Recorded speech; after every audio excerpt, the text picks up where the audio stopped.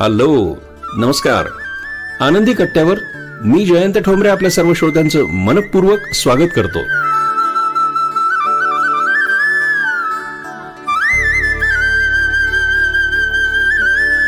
श्रोतो नमस्कार.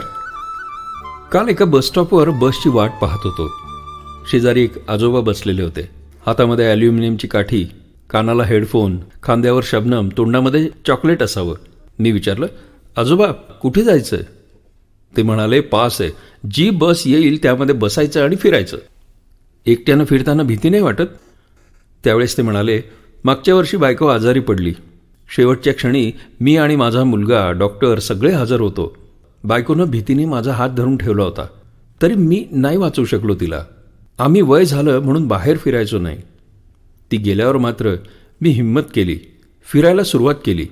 मन खंबीर केलं. आवडेल तिथे जातो, लोकांशी बोलतो, जे बघितलं ते मुलांना घरी जाऊन सांगतो. सोबत आधार कार्ड, डॉक्टरांचा मोबाईल नंबर, मुलाचा मोबाईल नंबर, मेडिक्लेम पॉलिसी, औषधं आणि मोजके पैसे जवळ ठेवतो आणि फिरतो मस्तपैकी.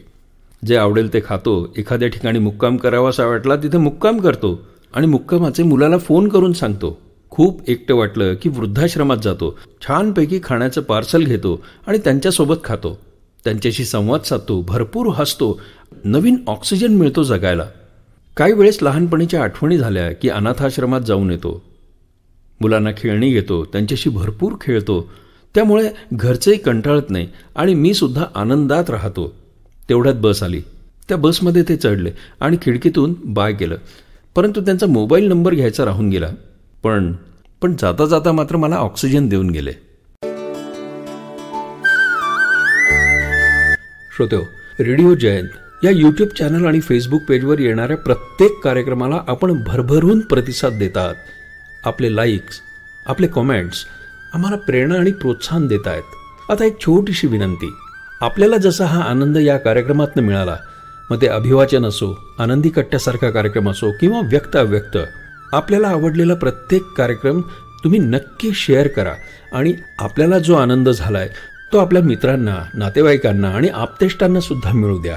आवडलेला प्रत्येक कार्यक्रम जरूर शेअर करा आणि आपल्या आनंदात, आपल्या सुखात, आपल्या समाधानात आपले मित्र, नातेवाईक, आप्तेष्टांना सुद्धा सामील करून घ्या.